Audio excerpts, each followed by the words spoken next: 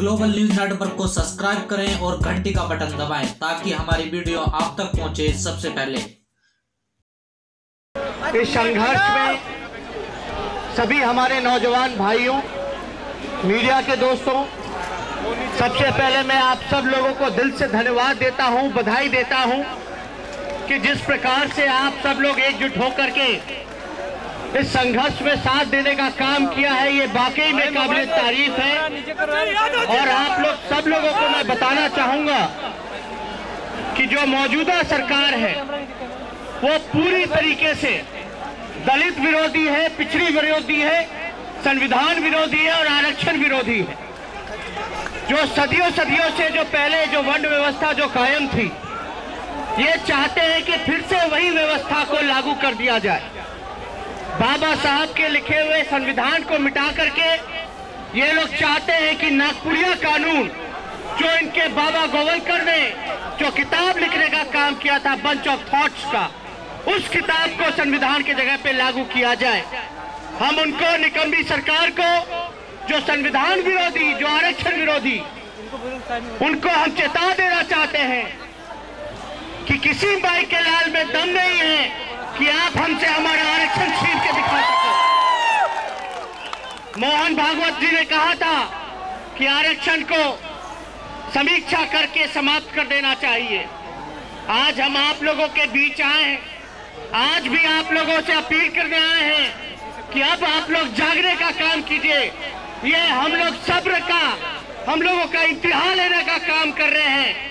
और जो भी सामंतवादी लोग हैं, मनुवादी लोग हैं, वो लोग इस बात को समझने की कोशिश करें कि अगर बहुसंख्यक अगर जग जाएगा तो अंजाम बुरा होगा। इसलिए आप लोगों को हम ये बताना चाहते हैं। आप लोग जान रहे हैं ये 13 पॉइंट रोस्टर जिस प्रकार से लागू किया गया है, ये इनका मंसूबा है कि किसी भी प्रकार से जो पिछड़े समाज के हैं, दलित समाज के हैं, आदिवासी समाज के हैं, वो लोग प्रोफेसर ना बन पाए, वो लोग शिक्षक ना बन पाए। ये पूरी तरीके से इनकी जो वर्ण व्यवस्था है, जो छुआछूत भेदभाव, ये लोग चाहते हैं कि कोई हमारा पिछड़ा का लड़का, दलित का लड़का आगे ना बढ़ पाए और फिर से जिस प्रकार से गुलामी करता था उसी प्रकार से गुलामी इनका करने का काम करे। आप लोग सब लोग जिस प्रकार से आपने देखा होगा 10% आरक्षण लाने का काम किया, कहा जाता है कि स्वर्ण गरीबों के लिए आरक्षण लाने का काम किया गया है। हम आपसे पूछना चाहते हैं, जो महीने में 66,666 रुपए कमाता है, सालाना 8 लाख रुपए कमाने का काम करता है, क्या वो गरीब है? क्या आप बताओ? जिसके पास 5 एकड़ जमीन हो, क्या वो गरीब है? क्या? तो ये पूरी तरीके से बिना कोई सर्वे के, बिना कोई कमीशन के, बिना कोई व्यवस्था के इन लोगों ने आनंद फानंद में मात्र 72 घंटे में इन लोगों ने आरक्षण लाने का काम किया है।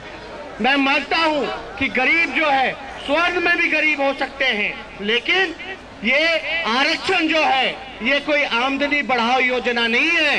ये रिप्रेजेंटेशन का सवाल था। ये संविधान के साथ छेड़छाड़ करने का काम किया। और हमारी मांग है, अगर आपने 50% का बैरियर तोड़ने का काम किया है, जब 50% का बैरियर टूट गया है तो जिसकी जितनी आबादी है, जिसकी जितनी संख्या भारी है, उसी हिसाब से उसको आरक्षण मिलना चाहिए। आप लोग जो मंडल कमीशन बैठी थी, 52% आरक्षण की बात की गई थी। आज भी आप लोग देख लीजिएगा, जो 27% आरक्षण है उसको भी नहीं भरने का काम किया गया।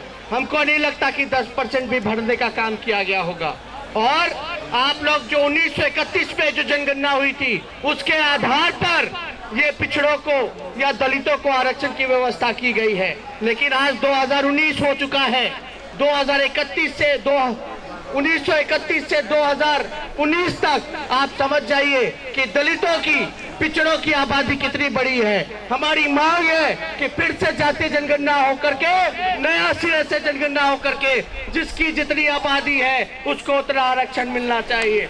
और तत्काल जो 52% जो आरक्षण देने की बात है वो मिल जाना चाहिए। इसका 13 पॉइंट रोस्टर को लेकर के हम समाजवादी पार्टी और जितनी भी हमारी लाइट माइंडेड पार्टियां हैं उन सब से हम लोग मिलजुल करके बात करने का काम करेंगे। और हमारे मनोज झा जी हैं, सांसद हैं, पार्लियामेंट में इसका कड़ा विरोध करने का काम करेंगे और ये मांग करेंगे कि ऑर्डिनेंस ला करके जो पुरानी व्यवस्था थी उसको लागू करने का काम किया जाए।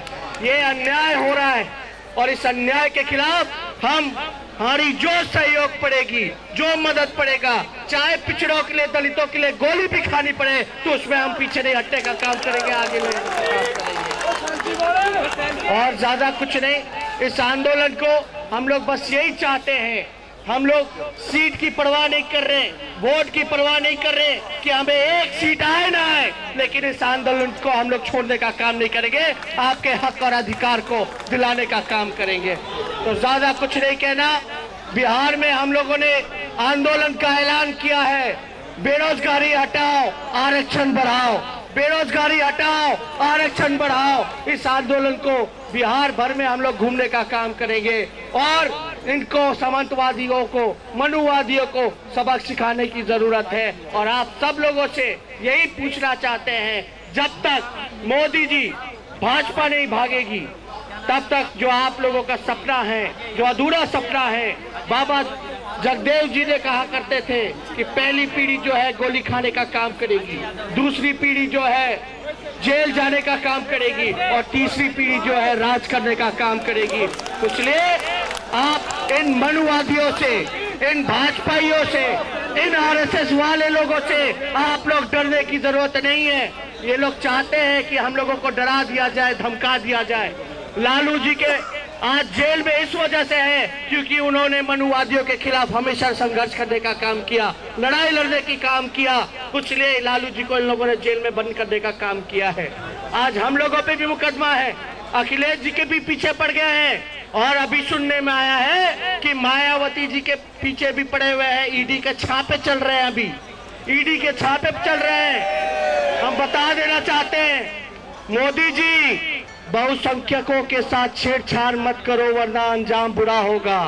इसलिए ये जो आपने हथकंडा अपनाने का काम किया है, जितने भी संवैधानिक संस्थाएं हैं उसको जिस प्रकार से आप अपनी राजनीति में फायदे के लिए आप हाईजैक करके रखे हो, अपने विरोधियों के पीछे लगाने का काम किए हो, पूरी तरीके से लोकतंत्र को खत्म करने का काम किए हैं, आपने संविधान को बर्बाद करने का काम किया है, संस्थानों को बर्बाद करने का काम किया है। ये जो है देश हित में नहीं है। इसलिए अगर देश बचाना है तो आप लोगों को मिलकर के भाजपा को भगाना पड़ेगा इस देश से। तो क्या आप लोग इसको भगाने का काम करेंगे, नहीं करेंगे? दोनों हाथ उठा करके आप लोग हाथ उठा करके बोलिए, भाजपा भगाना है, देश बचाओ। इसलिए ज्यादा समय नहीं, आप सब लोगों को पुनः हम दिल से धन्यवाद देते हैं और बधाई देने का काम करते हैं। जय हिंद, जय भारत। ग्लोबल न्यूज नेटवर्क को सब्सक्राइब करें और घंटी का बटन दबाएं ताकि हमारी वीडियो आप तक पहुंचे सबसे पहले।